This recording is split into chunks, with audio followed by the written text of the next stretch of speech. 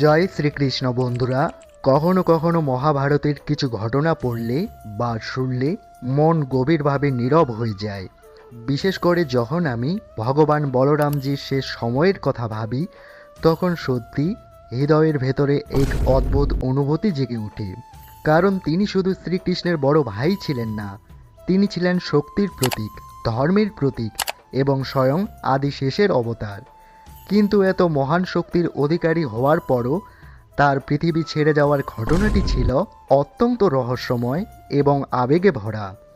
আজ আমি আপনাদের সঙ্গে সেই রহস্যময় কাহিনীটি ভাগ করে নেব। বন্ধুরা, এই কাহিনীটি শুরু হয় প্রবাস ক্ষেত্র থেকে। তখন মহাভারতের যুদ্ধ শেষ হয়ে গিয়েছে, কৌরব বংশ ধ্বংস হয়েছে, পাণ্ডবেরা নিজেদের রাজ্য পেয়েছে। বাইরে থেকে সব কিছু শান্ত মনে হলেও সময়ের ভেতরে তখনও এক ভয়ঙ্কর অধ্যায় বাকি ছিল। গান্ধারীর অভিশাপ ধীরে ধীরে সত্যি হতে শুরু করেছিল। যখন গান্ধারী নিজের 100 পুত্রের মৃতদেহ দেখছিলেন, তখন তার হৃদয় শোকে ভেঙে পড়েছিল। তিনি মনে করেছিলেন শ্রীকৃষ্ণ চাইলে এই যুদ্ধ থামাতে পারতেন।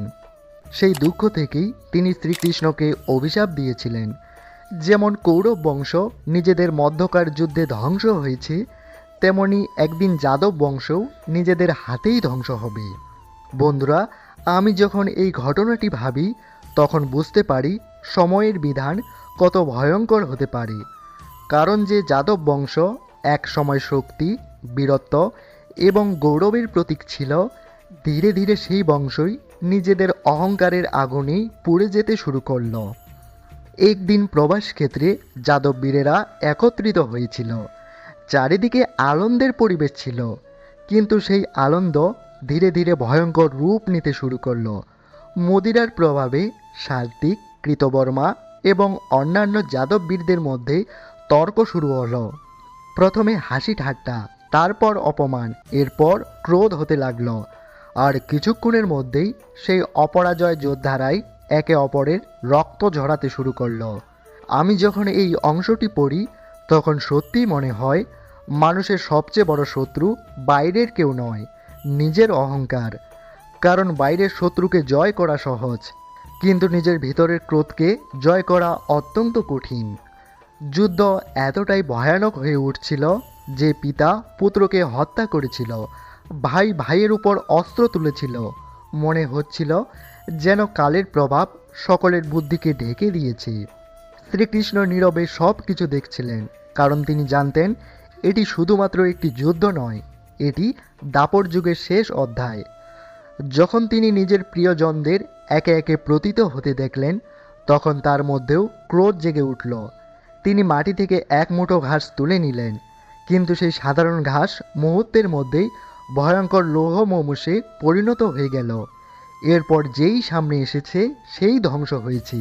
দেখতে দেখতে পুরো প্রবাস ক্ষেত্র এক ভয়ঙ্কর রণক্ষেত্রে পরিণত হলো। বন্ধুরা, এই দৃশ্য কল্পনা করলেই হৃদয় কেঁপে ওঠে। কারণ যে বংশকে কেউ কখনো পরাজিত করতে পারেনি, শেষ পর্যন্ত সেই বংশই নিজেরাই নিজের হাতে ধ্বংস ডেকে আনল। যখন অধিকাংশ যাদব বীর নিহত হয়ে গেল, তখন শ্রীকৃষ্ণ বলরামজিকে খুঁজতে বনের দিকে চলে গেলেন। কিছু দূরে যাওয়ার পর তিনি দেখলেন এক বিশাল বৃক্ষের নিচে বলরামজি শান্তভাবে ধ্যানমগ্ন হয়ে বসে আছেন। তার মুখে কোনো ভয় ছিল না, ছিল না কোনো দুঃখ, নেই কোনো ক্রোধ। মনে হচ্ছিল তিনি যেন পৃথিবীর সমস্ত মায়া ছেড়ে অনেক দূরে চলে গিয়েছেন। সত্যি বলতে বন্ধুরা, এই দৃশ্যটি আমার কাছে অত্যন্ত রহস্যময় এবং শান্তিময় মনে হয়। চারিদিকে ধ্বংস, মৃত্যু আর কান্না ছিল, অথচ বলরামজি সম্পূর্ণ শান্ত, যেন তিনি আগেই বুঝে গিয়েছিলেন সময়ের লীলা এখন শেষ হয়েছে। এরপর ঘটল সেই অলৌকিক ঘটনা যা আজও মানুষ বিস্ময়ের সঙ্গে স্মরণ করে। কিছু সময় পরে বলরামজির মুখ থেকে এক বিশাল শ্বেতনাগ বেরিয়ে এলো। সেটি কোনো সাধারণ নাগ ছিল না, সেটি ছিল স্বয়ং আদিশেষের দিব্য স্বরূপ। কারণ বলরামজিকে আদিশেষের অবতার হিসাবে মানা হয়ে থাকে। সেই শ্বেতনাগ ধীরে ধীরে সমুদ্রের দিকে অগ্রসর হলো এবং সমুদ্রদেব সহ অসংখ্য নাগ তাকে অভ্যর্থনা জানালো। এভাবেই বলরামজি কোনো সাধারণ মানুষের মতো মৃত্যুবরণ করেননি। তিনি যোগশক্তির মাধ্যমে নিজের দেহ ত্যাগ করে নিজের দিব্য স্বরূপে ফিরে গিয়েছিলেন গোলক বৃন্দাবনে। আর এই কারণেই তার প্রস্থানকে সাধারণ মৃত্যু নয়, এক দিব্য প্রস্থান বলা হয়ে থাকে। শ্রীকৃষ্ণ নীরবে এই সমস্ত কিছু দেখছিলেন। তিনি বলরামজিকে থামানোর চেষ্টা করেননি, কারণ তিনি জানতেন দাপর যুগের লীলা এখন শেষের পথে।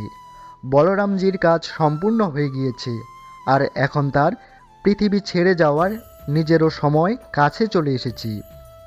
এরপর শ্রীকৃষ্ণ এক বনের মধ্যে গিয়ে একটি বৃক্ষের নিচে বিশ্রাম নিতে লাগলেন। সেই সময় জরা নামে এক শিকারী দূর থেকে তার পদযুগলকে হরিণের মুখ ভেবে ভুল করে বান ছুড়ে দেয়। যখন সে কাছে এসে বুঝতে পারল কাকে আঘাত করেছে, তখন সে ভয় ও অনুশোচনায় কাঁপতে লাগলো। বন্ধুরা, এখানেই ভগবান শ্রীকৃষ্ণ আমাদের সবচেয়ে বড় শিক্ষা দেন। তিনি সেই শিকারীকে কোনো দোষ দেননি, কারণ তিনি জানতেন এটিও সময়ের বিধান।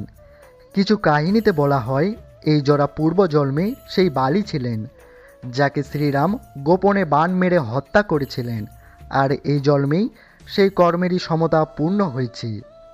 এরপর শ্রীকৃষ্ণ নিজের পৃথিবীলীলা সমাপ্ত করে পরমধামে প্রস্থান করেন, আর তার প্রস্থানের সঙ্গে সঙ্গেই সমাপ্ত হয় দাপর যুগের এবং শুরু হয় কলিযুগের। বন্ধুরা, এই পুরো কাহিনীটি আমাকে ব্যক্তিগতভাবে একটি বিষয় গভীরভাবে অনুভব করায়। পৃথিবীতে যতই শক্তি, যতই অহংকার, যত গৌরবই থাকুক না কেন, সময়ের নিয়মের বাইরে কেউ কখনো যেতে পারে না। ভগবান হয়েও শ্রীকৃষ্ণ এবং বলরামজি সময়, কর্ম এবং নিয়তির নিয়মকে সম্মান করেছিলেন। তাহলে আপনাদের কোন ঘটনাটি সবচেয়ে বেশি রহস্যময়, বলরামজির শেষনাগের রূপে প্রস্থান নাকি শ্রীকৃষ্ণের লীলা শেষ? কমেন্টে অবশ্যই নিজের মতামত জানান। ভিডিওটি ভালো লাগলে একটি লাইক করুন, চ্যানেলটিকে সাবস্ক্রাইব করুন এবং এই কাহিনীটি আপনার পরিবার ও বন্ধুদের সঙ্গে অবশ্যই শেয়ার করুন। সকলে ভালো থাকুন, সুস্থ থাকুন। জয় শ্রীকৃষ্ণ। রাধে রাধে।